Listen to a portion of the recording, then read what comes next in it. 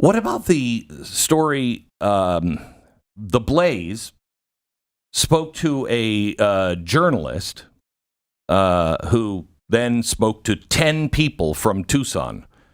Did you hear about the Trump rally in Tucson? Let me give you this story from the Blaze. After attending a Trump rally in Tucson, Arizona last week, roughly 20 attendees reported mysterious symptoms such as blurred vision and facial swelling following the event. While we still don't know what happened, many are speculating that a chemical attack took place. Could the strange illness that affected the attendees be a result of more political violence incited by Democrats and the mainstream media? Political journalist Christy Kelly joined Jill Savage in the Blaze News Tonight panel to discuss this deeply concerning situation. According to Kelly, this was not an ordinary rally, primarily because there was a lot of consternation going into the rally. The namesake of the venue, Linda Ronstadt, published to social media a lengthy post stating her displeasure with Trump for even being there.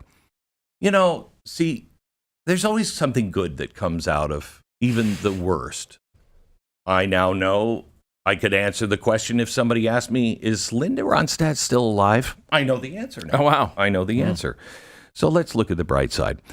Kelly, who says she's spoken with a lot of the people, 10 of them, who have come down with some sort of mystery illnesses, all of whom happen to be seated directly behind Donald Trump. Blaze Media asked, what have these people told you? Kelly said those afflicted individuals reported that everything in the rally went fine. However, right after the rally, strange maladies began setting in. Every person that we spoke to said 20 to 30 minutes after they left the rally, they began to get blurry eyes, blurry vision. Some said their nose started stinging, and they started experiencing redness that progressively got worse, adding that the majority of the people she spoke with did end up in the ER. Some were then referred to their ophthalmologist. 2 people that I spoke to that were referred to their ophthalmologist gave me the paperwork, which included bilateral ocular chemical burn in the eye. The emergency room physicians were less definitive, indicating that the strange symptoms could have been, quote, a result of extreme exposure to lighting or potentially an irritant in the air. However, the ophthalmologist reports indicated that it was some sort of chemical burn. Despite both the event center and local law enforcement being notified of the situation, we have not received a statement from either the facility or the Tucson police. Thankfully, the Trump campaign is taking this initiative on to find out exactly what happened. So what happened there? What happened there? Does anybody care? Seriously. Does anyone care anymore?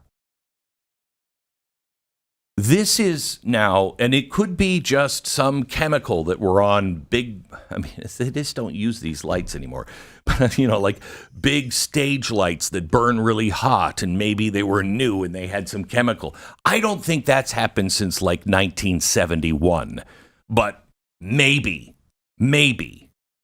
But why did it only affect the people that were directly behind Donald Trump?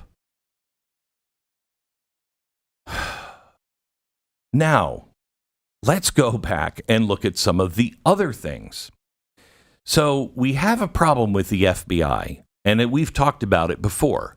The FBI, the suspect was on our radar. Oh, were they? They were on your radar. Oh, okay. Well, that's good. But do you mean radar range? Is that a microwave you're looking at? Well, yeah, there was a sticky note. We just put his name down on a sticky note and just taped it to the microwave door because we were making some popcorn. We thought, hey, every time you make popcorn, we should remember look into that guy. What does that mean? It's on your radar. The FBI just told Just the News in a statement on Tuesday that it receives thousands of tips every day, which is fielded through its National Threat Operations Center in West Virginia. The tips involving a threat to life, serious bodily injury, or significant violent action are treated the highest priority and referred to the appropriate FBI field office or other relevant offices. Through this process, the FBI was notified about the dangers of certain people that could pose at least a threat. 5 times they've received one that was a potential threat that was on their radar that went on to commit mass shooting or attempts to kill Donald Trump. We know the most recent events. First assassination attempt and now the second assassination attempt. This guy, Ryan Routh, allegedly aimed an AK-47 that we know nothing about through the fence at the golf course. He was charged with possession of a firearm as a felon and possession of a firearm with an obliterated, there's that word again, serial number. Every time. He had been flagged by the FBI back in 2019, so he was on the radar for several years. He was also the subject of a previously closed tip to the FBI where he was allegedly he was a felon in possession of a firearm. Well, there's no allegedly about it. He was, for some reason, doesn't this sound strange? Because just ask yourself, gun owners, would this happen to you? If you had been a convicted felon because you were even just brandishing a firearm, but he went actually in and had a standoff with police, and he had a fully automatic weapon, do you think you would have been judged guilty in a court of law and then just like, you're on your own recognizance and not paid any time in prison? Why did that happen?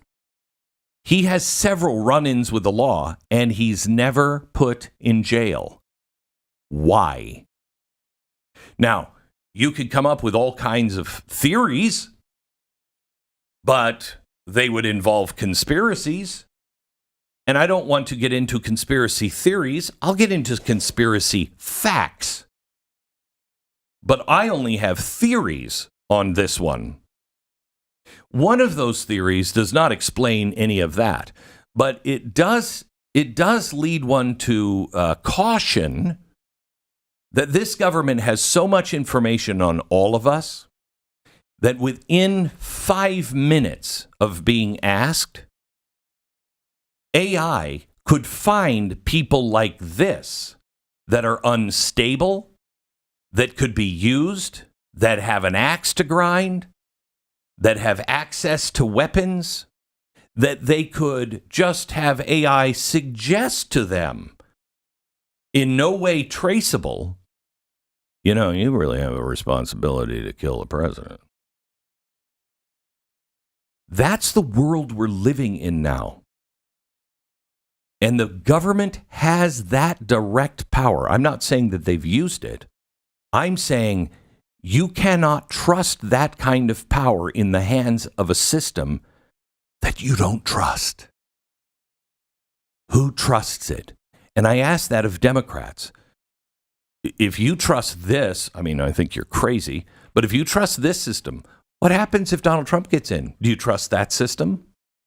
See, unless you're planning on a one-party system, somebody is going to get in that doesn't agree with you. That's why you don't want any of this stuff happening, no matter who's president, your guy or the other guy. You don't want this kind of power in the hands of an out-of-control government.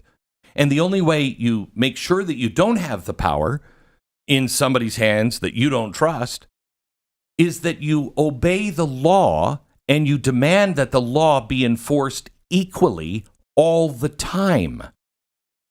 I really don't know how more Americans don't understand the danger that we're all in, all of us.